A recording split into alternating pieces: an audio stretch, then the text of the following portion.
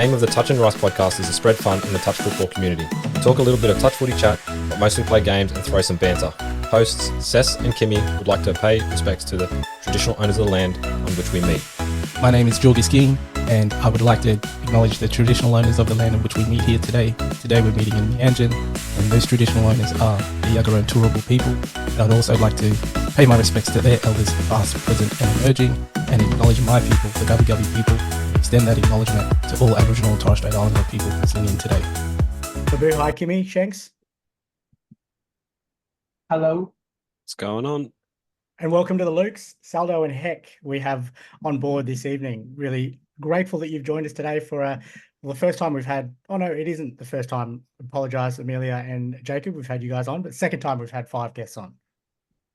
Thanks, Cess. Good to be here, mate. Thanks very much for having us. First time on Zoom. So I will correct myself there. So it is a first. Thanks for joining us, guys. We'll jump straight in. I know you've listened to a couple of episodes, so you know what's coming, which is a little bit scary, maybe. Brag sheet first. We'll start with you, Luke Saldern, Saldo, referee at the 2015 Touch World Cup, 2017, 2020 Youth Trans Tasman as well, 2016, 2018, 2021 State of Origin series, all mixed opens in those 3 series. Vorden Cup Men's Premier League Grand Final referee 2017, 2018, 2019, 2020. And New South Wales State Cup Men's Open Grand Final referee 2017, 2018 and 2019. And then you transitioned to New South Wales Rugby League as the high performance officiating squad in 2020 and stepped away from touch refereeing. And you debuted as an NRLW central referee in 2024 this year. Quite a rap sheet. It is when you read it out done. like that. Yeah. That's been a long journey. It's interesting when you put them down, and I do have to say, we don't have time to run through Heck's entire sheet that he sent through. Otherwise, we'd be here for most of the episode. So I have condensed it down, Heck, on yours. So we've just looked at the touch football level 6 referee, which, as we all know, is the highest level in Australia. You've refereed the Youth Trans Tasman in 2015 in Cronulla, and you refereed at the 2015 Fit World Cup, the senior mixed final.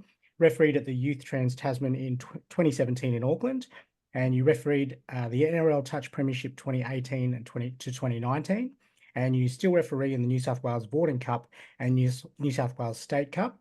In terms of rugby league, you started refereeing rugby league in the late 2000s, progressed to a member of the New South Wales Rugby League High Performance Squad, and you officiated in the New South Wales Cup, which is the level under the NRL, and you've retired at the ripe old age of 33 at the end of the 2024 season. So quite a rap sheet yourself. Yeah, thank you. When I was typing it out, I was like, I've been involved in touch and footy and sport for so long, you just sort of forget how much time you've sunk into it. So no, it's been a good time. Very, very impressive for the both of you. Thank you for sending those humble brags through. Very impressive. And first time it's exciting for us because we've had players, we've had an administrator recently, which hasn't been released yet. But the first time we've had 2 referees on, accomplished at that as well. So it should make for a very, very interesting chat. Relationships can sometimes be a little bit fractured with players and referees. So it'd be good to hear from your side of things today. Let's move into the set of 6. So set of 6 touch-related questions for you both, as you are aware that we do. Question number 1, touch origin stories. How did you get into refereeing and touch in general, I guess? Yeah, Salvo, well, I'll throw you first. yeah. So for me, I got into the sport of touch football through my dad. He played through all the representing, played State of Origin for New South Wales in the men's 40s, and I guess he introduced me and my sister both to touch. As a younger kid, I was played a few junior state cups for Manly, who are my home club. But at the same time, I was playing rugby league. So as you know, Manly Touch is, or as you may know, Manly Touch is quite a large affiliate with lots and lots of kids who play. So got to a point where I was sort of told that I played too much like a rugby league player, and there was other kids that were better in the touch space, in the playing space. So my sister actually got picked in the under-10s that year, and I thought, I don't want to sit around Wollongong all weekend on my hands. So I decided to do my referee course and go and referee instead. And did one event, never looked back. So that's kind of how I fell into refereeing. And I guess for me, it progressed from there. And Heck, what about you? What's your touch origin story? Yeah, so sort of similar sort of vibe. My parents were playing in a mixed touch football competition at Hornsby Touch, which is sort of the furthest, if you're listening internationally or you're not from Sydney, it's probably the furthest north you can get in Sydney before you start heading up to Central Coast and Newcastle. But they were playing in a mixed touch football competition. They weren't very good, sorry, mum and dad. But I was there playing, and Hornsby was launching a junior competition. I started playing in the junior competition, and then my younger brother was also playing, and they said, "Oh, we need some referees. Would you like to referee?" And I put my hand up and pulled one of the beautiful orange shirts they had for the referees at Hornsby Touch there, and started running around. And I thought, "Oh, this is all right. You know, I'm keeping busy. I'm not standing around. I don't have to watch my brother play." And yeah, enjoyed it. At the end of that season, I got handed an envelope and got home and opened it up and had a bit of cash in it. And I thought, oh wow, I can make some money refereeing as well. And then was lucky enough at that time there was some really prominent level 6 referees, Anthony Smith, who's now up in Queensland, Bill Slade, who is a mentor for younger refs now, Bernie O'Donoghue, Peter Jones. There was a lot of really accomplished referees in that club, and they sort of saw that I was much better referee than a player, particularly with Hornsby Touch having so many really good players coming out of it, like Dave Roberts, Mark Roberts, who played Philippines Open, men's or mixed open. So I wasn't a very good player. So they took me under their wing, and I progressed through the ranks. Right. And that probably leads into my second question of the set of 6. Heck, you mentioned when you sent your form through, when we were getting a bit of intel on you, that you might make a competitive comeback to touch football refereeing. Time will tell there, you mentioned, but why refereeing over playing? And you mentioned the money. I'm assuming it's not the money now, but for I guess younger kids that either their skill set it doesn't fit into that, or they enjoy pulling on the orange shirt or whatever, pink shirt, whatever it is these days. Why would people get into it, and why did you stick with refereeing over jumping back into as a player? It's an interesting question. It's one which I've actually made me reflect on it a little bit when I was filling the forms out for this podcast, but also thinking back through my refereeing journey. And it made me realize when I was playing touch football, not only that I wasn't the greatest player on the team, but when you're playing in a touch team, you are surrounded by your touch team and your club, and you generally go to the field and you'll come back to your touch tent or your room, and then you will hang out with your club and maybe talk to some players on other teams that are in your division or in your club. Whereas when I started refereeing and going away to tournaments, it was one where you're in big tents, especially in these big Australian tournaments, in this big tent with maybe 200 or 300 referees. And all of a sudden you're sitting there and you're sitting next to all different referees from all over the state or all over the country. And you build this network of referees, and it's sort of this unprofessional professional network of people that would never have spoken to otherwise. I know that Saldo and I would be sitting at a referee's tent, and you'd be sitting there talking to someone who might be 20 or 30 years older than you, and you sort of say, "Oh, what do you do for work?" This and that, and someone will tell you, "Oh, I'm a lawyer," or "I'm a bricklayer," or this and that. So you've got this really diverse network. But the biggest thing I found coming through those ranks was there's the opportunity to progress, and you can progress to a state tournament in Australia, in New South Wales, or in Queensland, or wherever you are, really. And then you can progress, if you really, really stick to it, you can progress further and go to an Australian level and all the way up. So there is avenues to actually progress through the refereeing ranks if you stick at it. It does take a lot longer, though. It's not like if you're a really good referee, you'll just jump through the ranks really, really quickly. There might take 2 or 3 years longer, but there's the opportunity to really step up and work through those ranks, and you can put all that work in yourself. You're not reliant on other people around you as much, like in a team environment. So really getting that opportunity to work through those ranks and build that network was something that really appealed to me. Interesting. Probably something that players don't really consider. And on that point, throwing over to you now, Heck, I guess to elaborate a little bit on what Heck was saying, and maybe it's a player's perspective, but often I know players will say to each other, "I don't know why the heck you would do it," in terms of refereeing getting abused by players, and not a lot of thanks at the end of a game. No one really focuses on the refereeing side of things. In fact, I've heard players Shanks was one of them, say that refs are just guys and girls who aren't very good touch players. What would you say to that? I would say that's accurate for both me and Luke.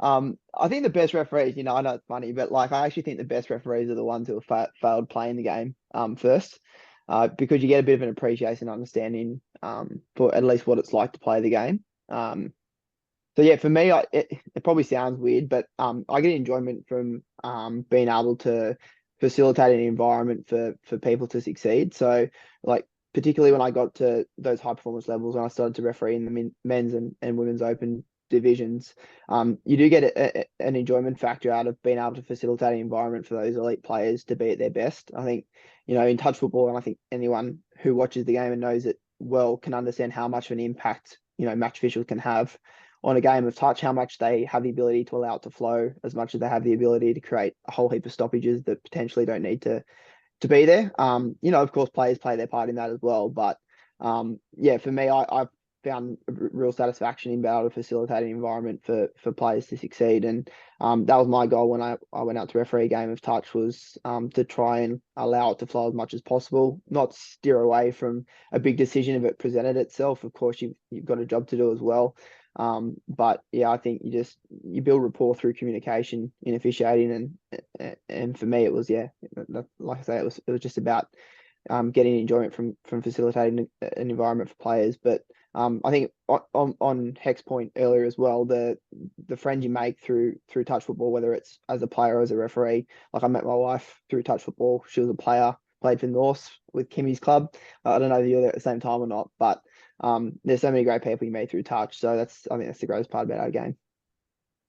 Interesting point, because not a lot of players like referees, so I guess referees have to like each other. So Yeah. Heck, just throwing back to you, Heck. So if you do make that transition back onto the field, round about the same age, you'll have an opportunity, I'm sure, to come across Shanks and just prove him wrong with that comment around not being a very good player. Look forward to that moment. Throwing over to question 3 for the set of 6. How do you, and maybe we'll start with you, Saldo, how do you stay neutral? So you talked about letting the game flow where possible, depending on, you know, players' input and where they have to force your hand, I guess. But how do you stay neutral? I assume that you both support New South Wales, growing up and playing New South Wales yourself, but when you jump on and referee a State of Origin game, and even for yourself, Heck, you know, Touch World Cup and it's Australian side, how do you switch off then? I don't even, like, for me, it's not even a matter of switching off. I think it just comes down to human emotion. Like players, and it doesn't matter if it's State of Origin level or if it's club level. Like I come from a club as well. I come from Manly Touch, and I've refereed lots of Manly Touch games at State Cup as well. I refereed Australian games, Australia versus New Zealand. But the difference, I think, between players and match officials is players are emotionally invested in the game, in the outcome. And I think to be the best, to be a good match official, or most match officials, you're just not emotionally invested. You don't care about the result. You're not out there to win per se. Like for me, my goal is to go out, you know, I spoke about in the previous question, is to facilitate an environment for the players to succeed. And that's my focus going into a game. So I'm not thinking about the outcome, not thinking about the people that I know in the team versus the people that I don't. It's not even something that you have to think about. It's just something that you just go out and you do. So I know that a lot of people have asked me this question. I've even refereed my own sister at touch football. And I just call her by her number. She's number 6 on the field to me. I don't even think about it. It's just, she's another player on the field between the white lines for those 40 minutes. So I know some people think that it takes a whole mindset approach to a game, but it really doesn't for me. Yeah. Would you say similar, Heck? Very similar response to Saldo there? Yeah, definitely. It's one which when you cross onto the field, or you're pulling your socks up in the ref shed or the ref tent, it's one where you turn up and you've got a job to do, and you're refereeing, and no matter who's on that field, you just need to officiate it, and you're there to officiate, and that's it. It might be that you're actually refereeing your home club, which I've done many a times. I've had a few clubs over my time through moving around different places, but yeah, you have a job to do. Your job is to officiate the match, and that's it. And similar to Saldern, I've actually turned up to a Vorden Cup in Sydney, and this is a little secret to any referees that are coming through. If you're on the second time slot in Vorden Cup, don't walk into the ref shed until that first game started. Otherwise, you're going to get an extra game.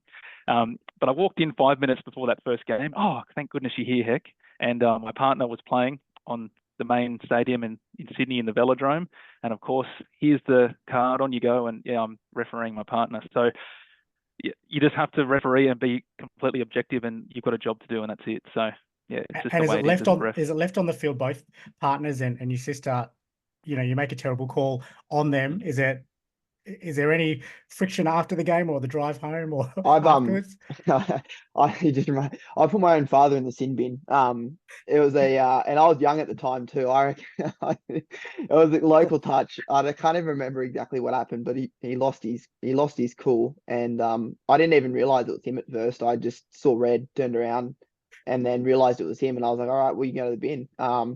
So it was a quite old drive home. I think Dad was a bit embarrassed, to be honest, because he's always been my biggest supporter, who pushed me into refereeing and going down that path. The fact that he lost his cool at me on the field was pretty funny. It's a great story. What about for you, Heck? Anything like that?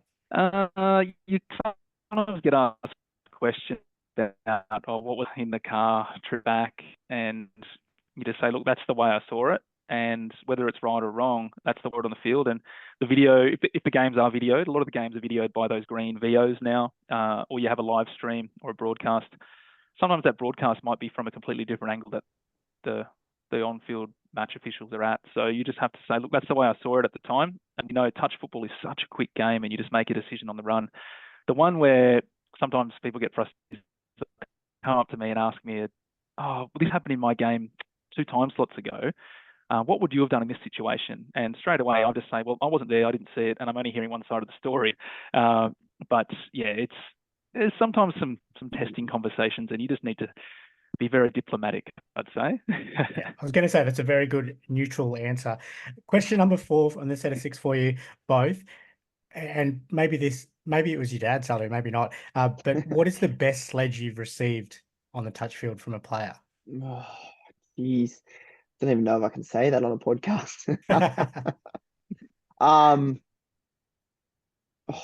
If I gave you the side profile, I've got a relatively long nose, and I called a player offside on the trial line. He said, "Mate, I was in line with your nose," and I thought that was pretty quick-witted. That's probably the most PG rated one that comes to mind. Yeah, very good. Heck, have you got one? Oh, look, there's probably too many to think about, though. You hear them, and I will say, if players are listening to this, which I'm sure they are, if you can come up with something that's not offensive but like funny and really witty, most referees will have a chuckle at it. It's just how you deliver it. If you deliver it well, like I'll have a chuckle at anything and go, yeah, good on you, mate. That's fine, and it will play on. It's a bit of mutual banter between the players and refs, I'd say. Fair enough. Last question for you, set of 6 for you both. Question number 5. I've skipped over one. This probably snowballs on the back of the question 4 around copying sledges. Who is the worst player, or you can nominate a number of players here. Who are the worst players that you've had to ref? Oof, I'll let you go first, Heck. I wouldn't say they're the worst players, and this is me being diplomatic again, but they're players who are really clever, and like quite often, if you're a rugby league fan, everyone would have heard of Cameron Smith, and they often call him, he was the second referee on the field. But you have players who are so passionate and they are so knowledgeable of the game that they will test you every single decision. And there's one player for me that springs to mind, and he's actually moved into coaching, but it's Scott Bundy from Penrith, and he is just incredibly intelligent and understands the game so well that you make a decision, even if you've made that decision 100% correct, he'll try, and sometimes he's left out in my mind, where you just go, oh, really? Was I? But you just have to roll on with the call. So yeah, he was he's a really tough player to referee just because he knows the game so well, and really, really top person off the field. And as soon as he steps onto the field, just, yeah, in your ear, but you know that it's because he understands the game. Other players, like there's a lot of players, like Gary Sonder was a really, really tough player to referee as well. Again, so smart, so athletic, and was still playing men's open for West, I think, in his like mid to late 40s. So you've got these players that just have invested so much time and energy into the game, and then you've got these referees like Luke and I who are, you know, probably mid-20s at the time, and they test you. They really do. And it's something that if you come out the other side from it as a referee, you go, I really handled myself well on the field, and that player didn't get over the top of me. And yeah, it's tough. But yeah, those two are really tough players to referee. I wouldn't say that they're the worst. I would say that they really test you, which is a credit to them, I would say. Yeah, probably to extend on what Heck said, because I actually probably agree with both of his comments there. It probably ties back to that emotional investment that we spoke about earlier. Like it's one of those things as a referee, you've got to understand that most of the time you'd like to think 9 times out of 10, particularly with, again, we're talking about men's and women's open with those smarter players who play at such a high level. It's not personal. It's their emotion coming out. It might be their frustration coming out, but it's never personal. One thing that I always found in that environment, if we had a game like that where a player really tested us or it became really challenging, that at the end of the game, you'd always just shake their hand and say thanks for the game. There was always that respect between referees and players in touch football where you could stand there and have a chat and a laugh after that final siren, regardless of sort of what went on during those 40 minutes. So that's probably one of the things I enjoyed most about the game. But I liked being challenged as a referee as well. It's you got to be comfortable being uncomfortable in that arena. So good neutral answers there again from the both of you. Probably a better word. I was trying to throw you under the bus and get a bite there, but like very good referees, you did not. Probably challenging or testing players would have been a better way to phrase that. But well done on answering that neutrally. Last question for you for the set of 6 for you both. If you could pick your starting 3 for a Touch World Cup Opens Grand Final, men's or women's open mixed, doesn't matter, who would you pick and why? players, Referees. Obviously not including yourselves. Not including ourselves. Yeah, no, I wasn't going to go myself. All right, I'll go first. So guy by the name Maya Williams. He's from New Zealand. One of the best. He retired a number of years ago now, but he's one of the best communicators I've ever met in my life, on and off the field. He has this real calming nature. I spoke earlier about good referee, or the best referees are great communicators. He's the essence of that. I learned so much from Maya about how to communicate with players and build respect, build rapport, and get good outcomes from games. So definitely on the back of that, I'd say Maya Williams. Adam Foley, who's also a retired referee, very similar to Maya, except probably as well his ability to read a game of touch football was unbelievable. Like you think about some of these balls that we get seen thrown on the scoreline these days, it gets thrown from 3/4 one side of the field to the sideline on the other. A referee's never going to beat that pass from a standing start. So you've got to see that coming in advance and be moving laterally before the pass is even thrown to be any chance of being in a position to make a credible decision when the ball gets grounded and the winger's also diving across to make a touch at the same time. So his ability to read a game and be on that sideline every time a ball was put down was unbelievable. And again, you can only make a credible decision if you're there on the spot to make it, as opposed to 50 meters away. And then probably third, Dave Baggio. I think a lot of people would know Dave Baggio is the current world number 1, done it all in the game. So they'd be my top 3. Nice. Heck, any different? It's pretty similar. One for the Queensland listeners, there was a referee years ago who I actually didn't. It's sort of like a bit of folklore. I didn't actually get to see him run, but Rick Borg apparently was the number 1 referee for a long time in the world. He was sort of before Adam Foley, but you'll probably put him in the mix as well. But at the moment, yeah, definitely you've got Dave Baggio and Adam Foley would be there. But there's been a few really good referees that have come through, but I would probably have Dave Baggio, Adam Foley, and then Rick Borg as well. Well done. Good answers throughout that set of 6. You got through a set of 6 combined, powers combined. So well done for the both of you. Thank you for sharing some touch football knowledge from a referee's perspective. It was really interesting to hear. Throw over to Kimmy now for the next segment. Kimmy's Corner. All right. This is fun because there's the 2 of you. So We're Yeah, gonna good. play. We're gonna play most likely to. Fine. So I've got a bunch of questions, and I'm gonna ask you the question, and you both have to answer either yourself, so say your own name or the other Luke's name, and we'll see if you both answer the same or differently. All right, This is first good. question: who is most likely to join a cult? Oh, heck. Yeah, probably me. I don't even have to think about that. And there's no rebuttal from you, Heck, so clearly Hey, it's a bit of a concern. he's right out there, heck. Don't Well, worry about touch football is a cult. It's a so, cult. yeah. that. That's a fair comment. All right, next one. Who is most likely to get thrown out of a club? Probably heck. Oh, I think we both have had our times in the We've sun. had our so, fair share. yeah. That is But true. yeah, probably me at some stage, yes. We've got his Okay. Bucks party coming up this weekend, so Okay. Well, you'll have to report and see if that actually happens. report back in. Surely, yeah, we'll test it. Saldo, you have to make it happen. It's the Oh, he's Bucks. $1. He's $1. Yeah, tied up to something in some sort of outfit. Yeah, we won't go Alright. there. Most likely to have their own reality show. Oh, Oh, Saldo. Saldo. Is that that's the family life? Yeah, I think so. I think it's Yeah. yeah. Girl dad. Yeah, girl Girl dad, dad vibe. two Yeah. beautiful kids. Just Yep. yeah. But I This don't is even know us. what to ask. Keeping Yeah. up with the Yeah, Saldens. keeping I up with the think. Saldos. Keeping up with the Saldos. It's got a ring to it. Hey, there's a good idea coming out of this.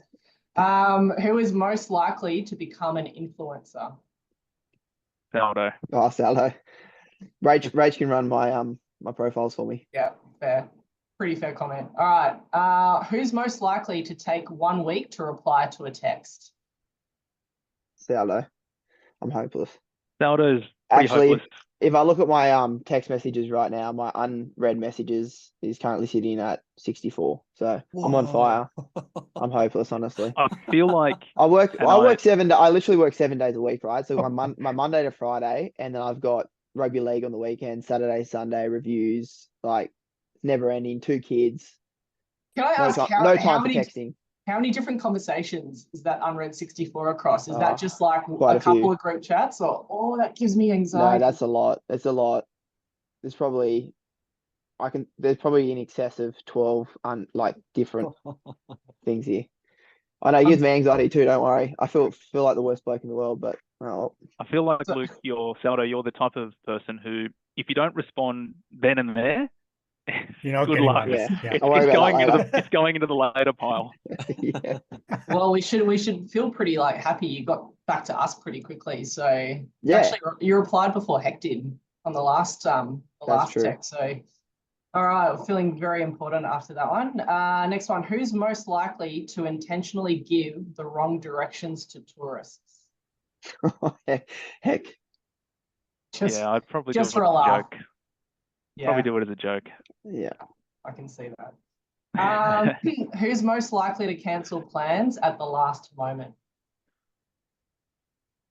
It's a tough question for both of us because during rugby league season, we don't find out about our games until the Tuesday before the weekend. So we generally don't make plans during the season, which is much to the annoyance of everyone, our friends, partners. So generally, if we've got something locked in, yeah, it's because we know we've got a day off. So I would say we wouldn't cancel. But if someone was to cancel, it would be Saldo.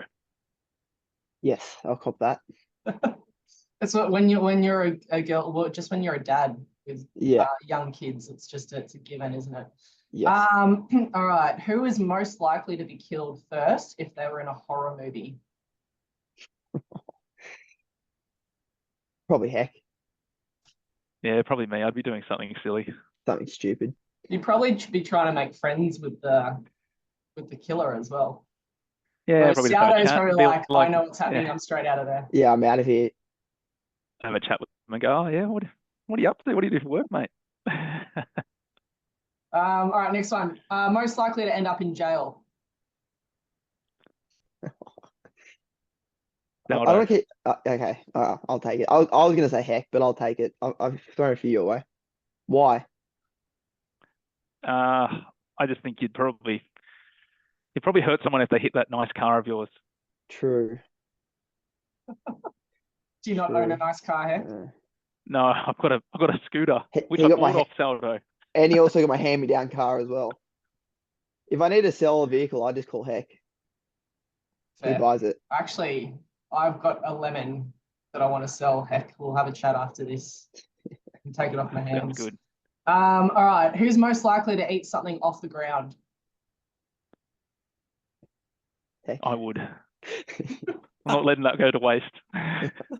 Is Hey, it Luke is it a Heckendorf. 7-second rule or less? Look, I'm not There's picking no up rule. the food they've left there, but if I've Throw dropped it, more. I'm not wasting it. I've paid money for that. Luke Heckendorf is one of Australia's great tight asses. He wouldn't shout if a shark bit him. Oh, shots fired. It's got a ring to it. That could be the name of this episode. Anyway, sorry. Yes. Carry on. All right. Who's most likely to go 1 week without a shower? Oh, it's got to be Heck. I shower 3 times a day. Yeah, I would. It would be me. If you look at Saldo's hair, if you're listening, it's a beautiful, beautiful gelled piece of hair. Jet black. It's always perfect. He's showering all the time. And if he's coming over to your place and he needs to use your shower, I hope you've got a really big hot water system because there's no hot water left at the end of it. Here's an idea for you, Saldo. What if there was like some sort of, there probably is an invention at the moment, but if you could like put your unread messages on just like an auto read whilst you're in the shower. Yes, that would be efficient. That would be, and then you efficient. could just like Siri back your response. I'm waiting for waterproof AirPods. Apple, if you're listening. Yes, if you're listening. All right, next one. Most likely to be the first one at the microphone at karaoke. Oh, Heck. That's me. Loves What's the sound of your, his own and voice. what's your go-to karaoke song? It would have to be a bit of John Bon Jovi, Living on a Prayer. Yes. Or sometimes you'll go a bit of country, get a bit of Luke Bryan or Luke Combs as well. So it varies. But if you're ever at a touch tournament, you've got a microphone and a karaoke party, let me know. I'll come past. Maybe that's the next like hookup for when you come back to reffing. You should bring a karaoke machine. Because I feel like you might get a couple of players that'll be like, "Oh, what's going on in there? That looks like fun." Yeah, they'll go, look at those refs, aren't they weird? Look at them, they've got karaoke at touch. I can tell you right now, if you rocked up to a Queensland touch, They do that anyway, mate. This is true, but I reckon there are that many phillos in Queensland playing touch, they would come to that tent in a heartbeat. All right, we'll Test give it it a go. We'll give it a Correct go. me if I'm wrong, but especially the philo mums anyway. All right, next one. Who is most likely to win a hot dog eating contest? Oof. I feel like it would be me. I can eat. Yeah, Heck. As long as it's not your shout, you can eat. Yes, if someone Or if pays it's a his buffet. entry, if someone pays for his entry fee. Yeah. All right. 2 more questions for you. Who is most likely to fart in an elevator full of people? Probably Saldo. Yeah, Oh. so.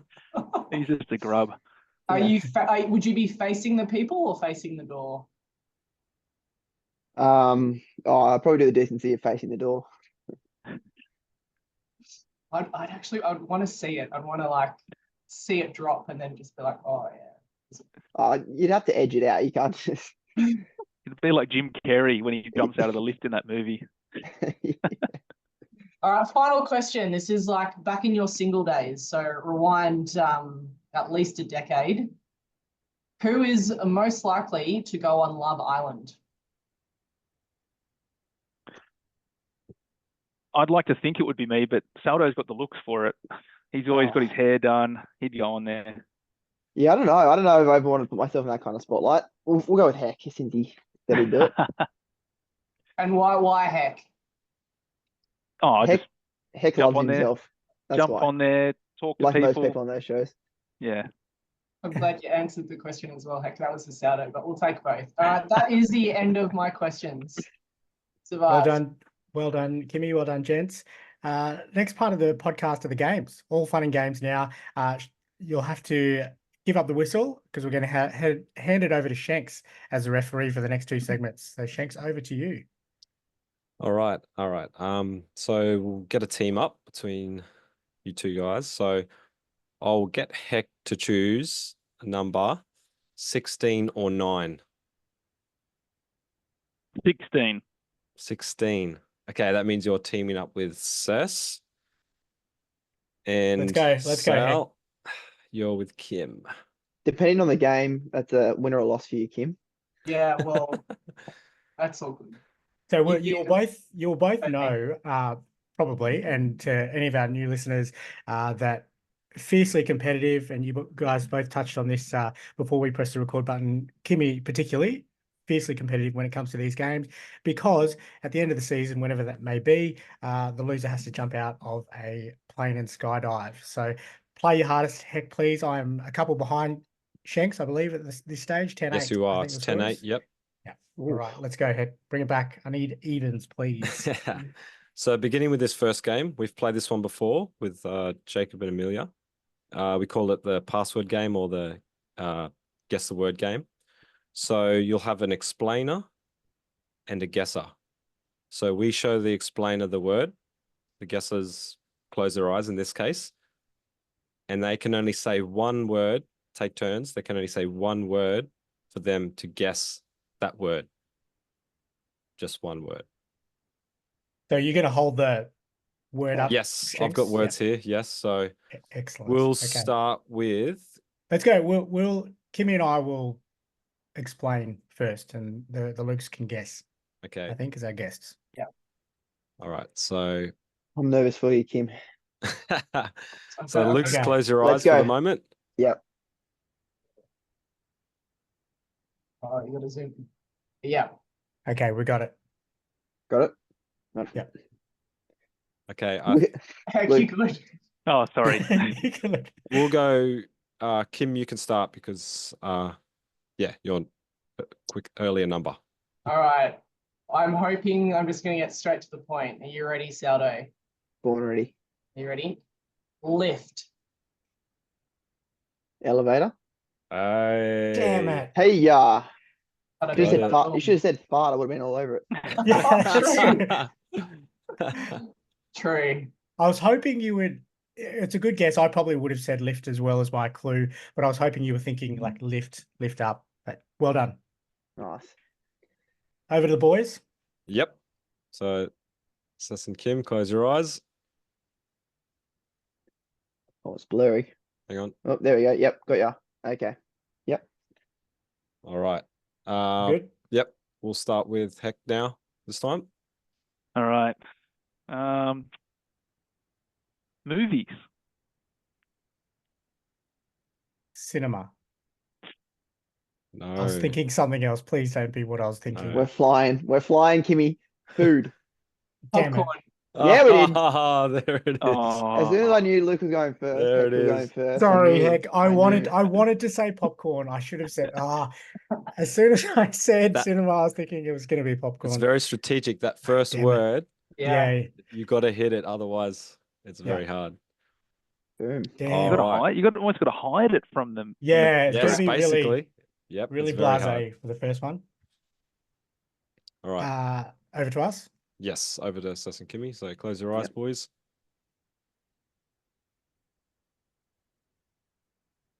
Yeah. Got it? All right. Sense is thinking. Yeah, we're good. Luke. Right. So starting off with Kim. Oh no, is it No, Cess 'cause now? Heck- Because otherwise Heck and I will keep going first. So Cess can Oh, go yep. first. Sorry. and then Yes, Tom, and then- Cess. Yeah.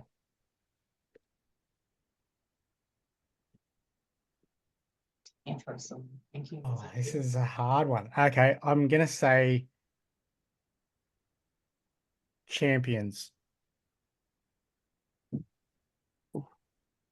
Oh. Winners. I mean, No, Saldo. I think I've messed up here. You Sorry, have. Heck. Are you ready? Yep. Brisbane.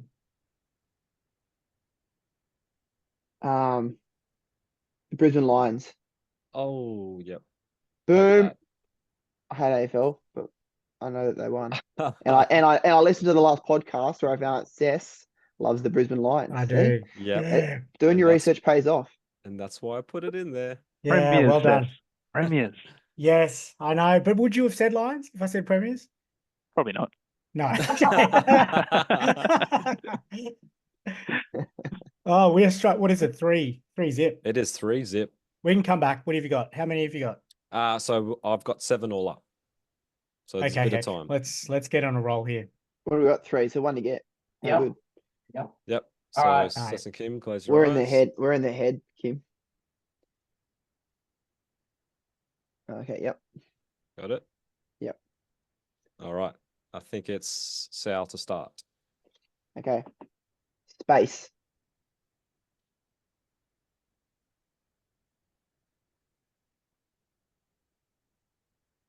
I'm just gonna go with, oh, no. Moon.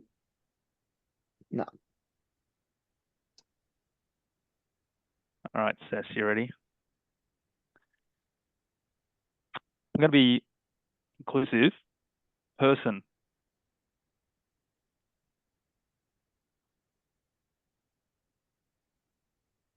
Nice. Person. Astronaut. Correct. Yes. Very good. I was thinking, I was going to say man, but then I thought there's actually 2 people stuck up on the in the Yes. space station, and it's Correct. a man and a woman. So I was like, Yes. you can't say man. I was originally going to say station, and I thought, nah, it can't be space station. What's Yeah, it? I feel like space was the only word you could start with. Well done. Okay, we're back. All Let's right. go, Heck. No losses from here. We're home. Close your eyes, boys. No, it's- You see it. Yeah, got it. Oh. Yep. Is it me going first? Yes, it is Yes. Kim. Okay. Hmm. Hmm.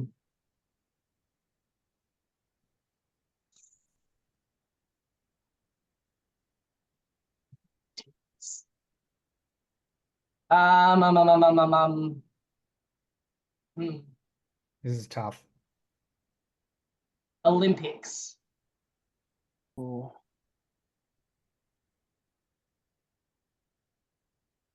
Paris? No, So many possibilities. I think it doesn't give it away for the second clue.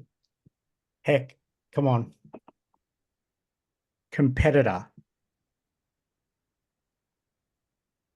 Oh, Narrowed it down. ray gun. Good guess, but no. That was a good guess. Yeah. Oh, what's the word I'm looking for? Okay, so we've said Olympics and competitor.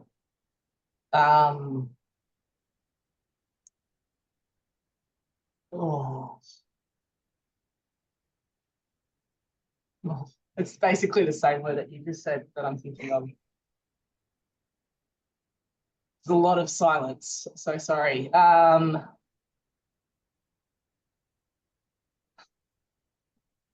Player. Oh, okay. Charlotte Caslick. Negative. Mm. So what have we had? Competitor, Olympics, And player. and player.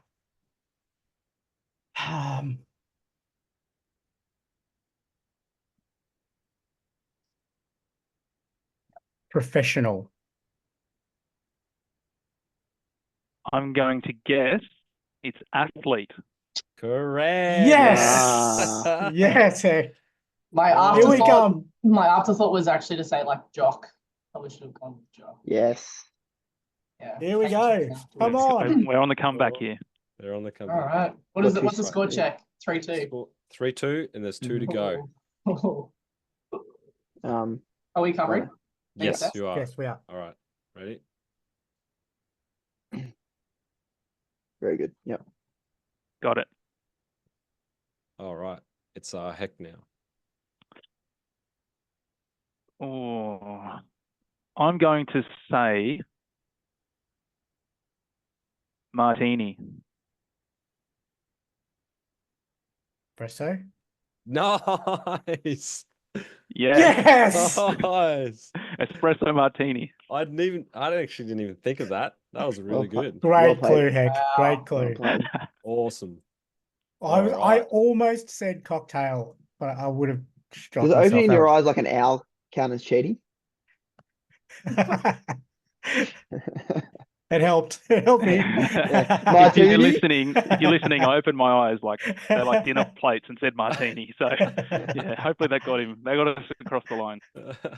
Smart. All right. We're tied up 3-3. All right, here we go. Heck. Here we Let's go. Final It's for the round win. for the This is win. it. I can't believe we come to this. All right.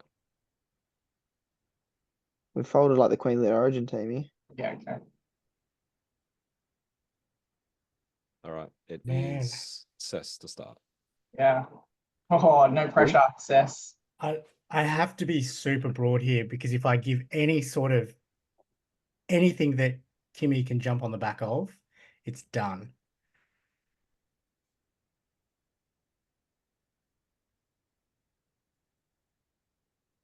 He's hot. I think I've done shit. Take that back. Hot. I think I've stuffed up. Sorry. Heck. Cold? All right. No, sourdough. Please, please. You ready? Season. Summer. Oh, Hey. Lovely. hey. I don't know what I could have said to not allow Kimmy to say season because Because if you said season, I would have said hot. But Hmm. Heck would have had a 1 for. You need to work Chance of on those clues, like spring. Oh, heck, I let the team down there. Let's go. Next game. Congratulations, All right. Kimmy. Another one up. So game 2. So this Play one's- along at home, by the way, for our listeners. So this one's a little bit different. We're calling it the alphabet game. So you got to tell a story, but every sentence has to start with each letter of the alphabet. So obviously you go through A, B, C, D, E, F, G, and the story must flow. Are we all taking turns or it's like one In pairs. at a time? Yep. So as you're teamed up, you're taking turns in each sentence All the way to with there. your teammate, as far as you can go. Oh. And Until are we someone, going? until Are we someone going a stuffs up. theme? Is there a theme to them? There is. Okay. So- So we'll go. Kimmy and Saldo can go first. Yep. So I'll give you both. Well, if Kimmy Salo goes first, I'll give them their. So you don't get a head start. So Kimmy's Yeah. team, you're going on a family road trip. Let me just clarify. So it's just Saudo and I going through. We're taking Yeah. turns. So I'll Correct. start with A and then he'll go B and then I'll go C. Correct. D. Okay. Yeah. A family road trip. Going on a family road trip. Do you want to go first, Saudo, or me? Whatever. Is it just? It's just a sentence. That's Yeah, all I say. yeah, but You're we're telling gonna a go story. all the way through. Tell Yeah. us a story. All right, A good good. story. You go first, Kimmy. A. Is that your sentence? That can't No, be no, a no. So sentence. I'm saying Yes. one letter, right? No. No. He's saying a sentence. That starts with A. Ah, The first word has to start with A. just What do you the first mean? Just word. A? Because then Saldo would have Yeah, said B, like- and then you say C. That's why I was What are you Archibald. talking confused. about? Just say Archibald family going on a trip or something like that. Yeah, Yeah, exactly. correct. Yeah. So Sounds okay, better. I was thinking that the whole the I thought that as story. well. I thought Thank it was you. one word each. I came understood. down. A big cat. Elephant. Yeah, exactly. Okay, right. Now I'm with you. Sorry, I Yeah. was literally just thinking for one word at a time, so now I'm kind of stuck. Okay. A long, long time ago, Batem family decided to go on a holiday.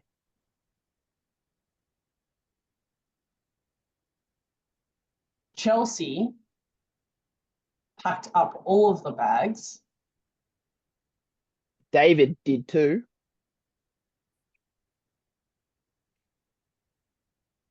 Elsa wasn't happy that they forgot to pack her favorite doll. Far out, she said. Can't believe they forgot my doll. Go back home and get it right now.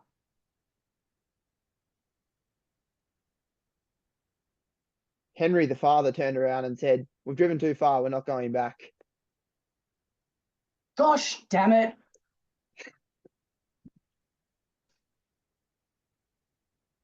Oh, what's the next thing? That Have you gone backwards? I have gone backwards. You Sorry. have gone backwards. Cheat. Yeah. Cheat.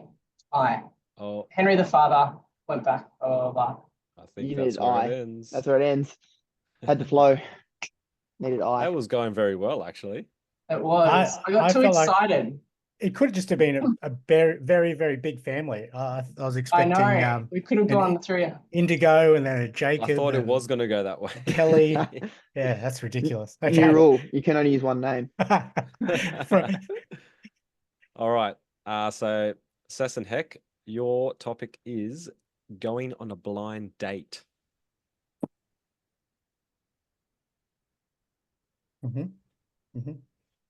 Okay. Kick us off, Cess. Okay. About a month ago, a bachelor named Tim swiped right on Tinder. Hey.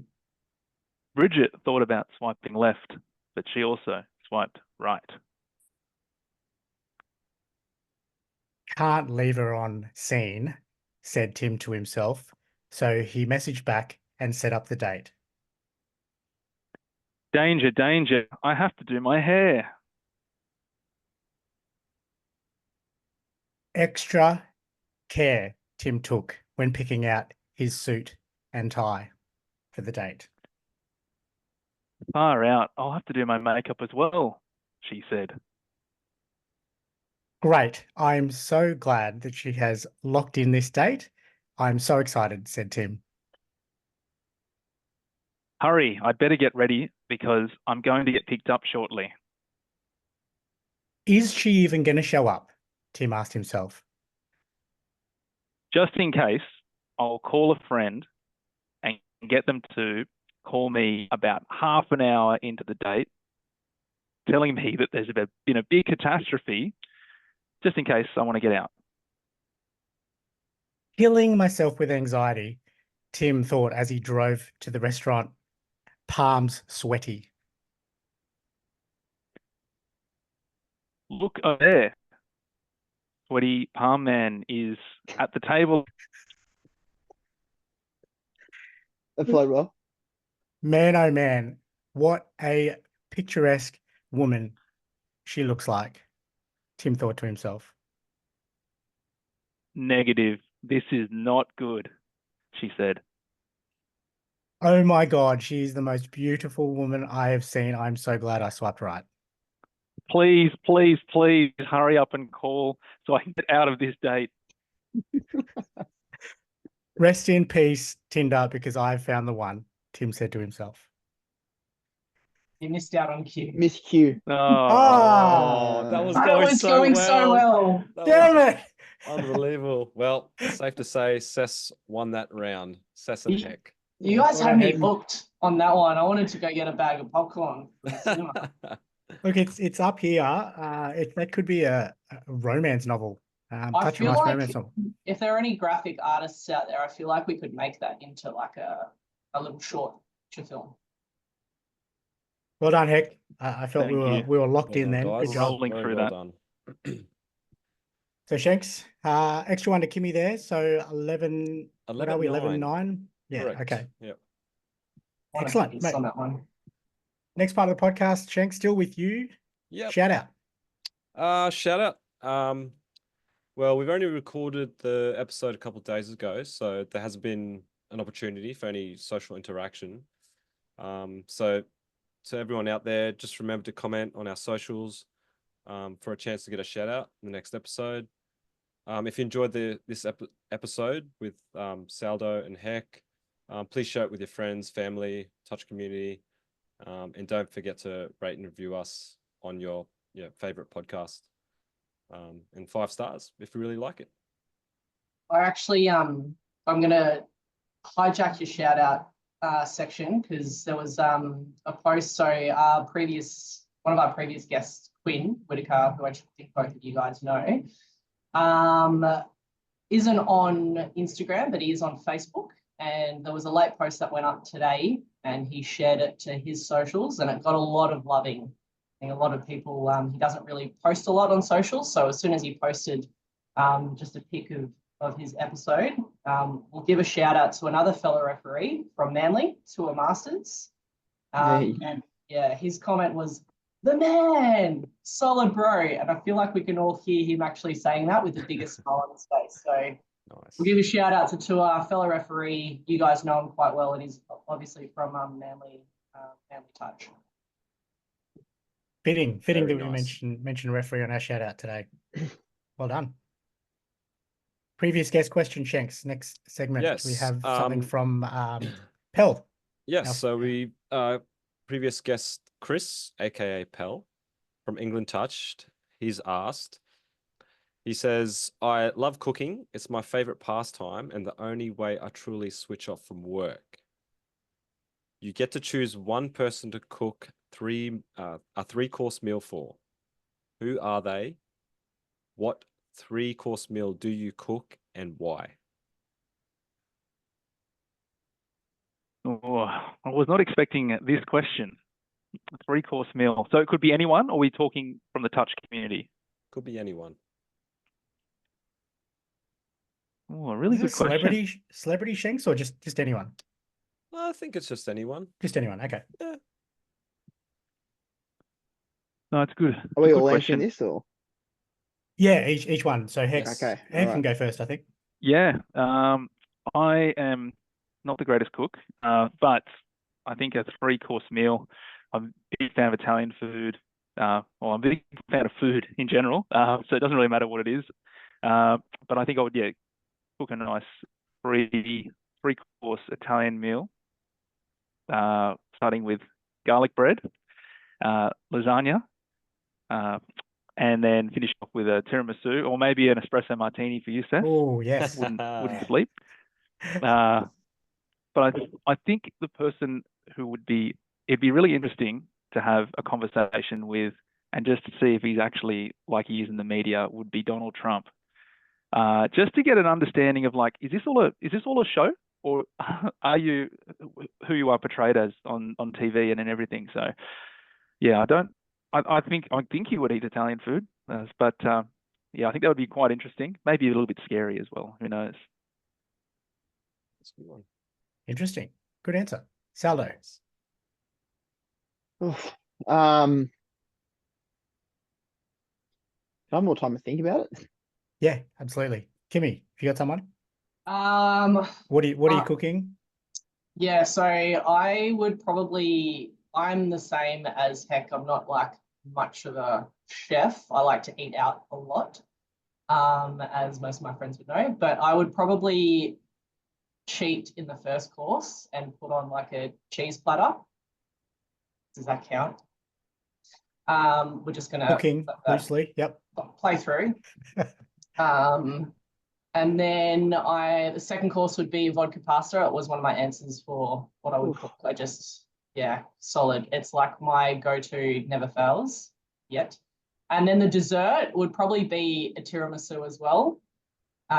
Recent holiday, that was like the main dessert, and that's like current on the taste buds. And then who am I inviting over? I feel like, I don't know, someone like, again, I think someone from years ago in the prime of their time, if it was like a sporting star, like someone like Muhammad Ali, just with like the time that he was, in his prime, but then just all the way through to his older life as well, and just the difference in generations and times and his sport and his way of thinking and whatnot. I feel like that would be a really interesting conversation. But yeah, for no other reason, like the other person would have been like Kathy Freeman or a similar thing as well. Just, one of the goats of Australian sport.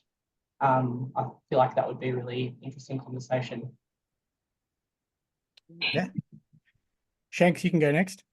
Yeah, I think for me, mine would probably be my nan. only because she's kind of unable to cook anymore, and Pop can't really cook for her either. So I think the same as you, Heck, and Kimmy. It'd probably be something to do with like Italian pasta. She is celiac, so it would be all gluten-free. She loves her spaghetti bolognese, and she loves her ice cream. So pretty simple, but yeah, that's what I do. Nice one. Saldo, I'll leave you to last if that's okay. Right. Have Yeah, a bit yeah, more time to think. I would probably I don't mind cooking. I quite enjoy it as well, similar to Pell. So entree, I'd probably just make some lumpia or spring rolls, as they're known to everyone else. Main, I would just do, not surprisingly, or some sort of rice dish with an adobo, probably a pork. It's like a stew for the Lukes, with some pineapple, and it's like a umami, savory, soy sort of dish. And then to finish that off, probably another Filipino dessert that'd just be filo food all the way through. Probably a leche flan, which is like I guess, how would you describe that, Kimmy Shanks? Probably like a sweet custardy. Yeah, kind of like a creme caramel, but not as like silky smooth. Yeah. Yeah. So I'm probably doing that. And the person I'd have over, this is really topical at the moment, and I'd probably have the current Premier for Queensland, Stephen Miles, over. Could be, by the time this comes out, I believe the election is the 26th of October. I just had to look it up, and this will come out just a week after that. So it could be the ex-Premier by the time this comes out. But if you're on socials at the moment, it's just popping up one after the other. It's really interesting. I think that I'm not hugely into politics, but the way that it's shifted now, and they're just trying to outdo each other on socials now. And he has all these really funny, he's really awkward in what he does, but it's kind of endearing as well. So I'd love to have him over the dinner just to see if that's all a facade or if he's genuinely just a bit of a dork at heart. So yeah, I'd love to have him over for a meal and see what's behind the socials. Stephen Miles, current Queensland Premier, maybe ex by the time this comes out, but yeah. There we go. Saldo, over to you. Cool. Yeah, so the person I'd invite over, the essence of mental and physical resilience, the great Ned Brockman. For those who don't know the name Ned Brockman, he ran literally across Australia from Perth to Sydney. I think it's like 3,700 kilometers over however many days. I'd love to sit down and chat to him about that journey. Like, must have been so physically and mentally challenging. So I'm sure you'd learn a lot from half an hour at a table with Ned Brockman. But considering he's got a lot of calories to replenish, he can have double servings. But I'd probably do arancini balls for entree. I traveled Europe and in 2019, and when I was in Italy, fell in love with the arancini ball. Not that I've never had one before, but it's a whole new level when you have one in Italy. So I came home and learned a bit more about how to make an arancini ball myself. Bolognese for dinner, just because that's always my go-to on a Friday night before a football on a weekend, and top it off with a sticky date pudding for dessert. Ooh, yeah. That's lovely. Great work. Second last question for the podcast for both of you, and this one's actually for all of us. Food related question. What's your pizza order? What's your ultimate pizza order? What's going on it? Oh, I'll go up first, and as sticking to what Luke said earlier, I'll be looking online for some vouchers first up. Ordering online, discount either codes.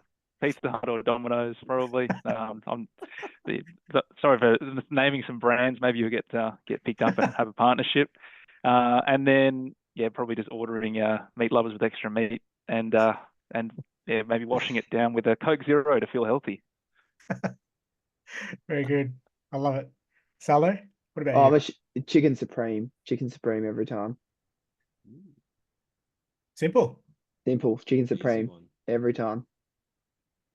Kimmy.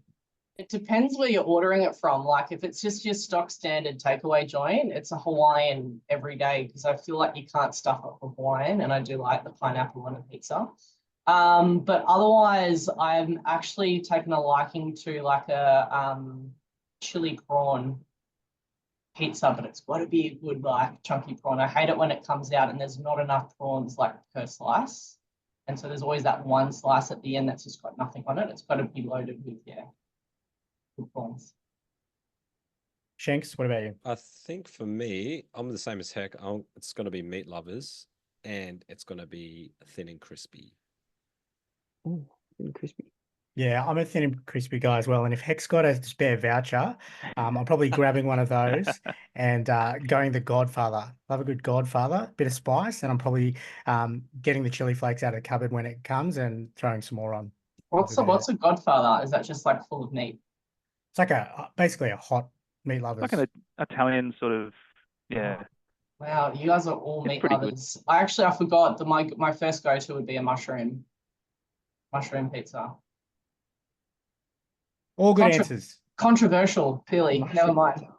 Yeah. Last question for the podcast for the boys, and you know this one is coming. What is your fave dish to have with rice? Yeah, I knew this one was. I mean, Saldo, you go first. Yeah. No, you can't beat a good chicken cashew nut, chili jam, stir fry with rice. Love that. Love that. The local Chinese store down the road from me does. Thai store down the road from me does the best one ever. I go there almost weekly now. That good. Chili jam stir fry. I don't know that I've had that, but the way you've described it, I think I'm adding it to the list. It's the cashew and cashew nuts. The cashew nut that makes it. Bit of crunch. I agree. Bit of crunch. And to clarify, Thai, not Chinese. Thai. Yeah. I don't want to offend a Chinese store if I'm ordering. Heck, over to you. I'm a big fan of cooking stir fries. It's just something that I do when I meal prep for the week. So I'll make a big, massive stir fry and have them all in the fridge with rice, of course. But one thing that is interesting for three of you will be that I'm sort of in a few weeks, maybe after this is released, I'll be getting married, and one of the aunties on the other side of the family is Filipino, and we call her Tita Jenny. And whenever we go to a family gathering, there's always a rice dish that she brings along, and everyone's like, "Oh, Jenny's cooked rice again!" But it is outstanding. It's always some sort of special fried rice or with fish and everything. It'll be a really, really Australian Christmas or Easter. You know, you'll have all your different ham and everything on the table, but there's always rice when Jenny's there. So, yeah, I'm a huge fan of Tita Jenny's rice when she comes to the family events. But yeah, usually a stir fry week to week at home. I have a feeling then, my question before, who's most likely to become an influencer? I totally forgot about this side of your family, or new to be in-law family, Heck. But are these the cousins who actually have a social media following at the moment?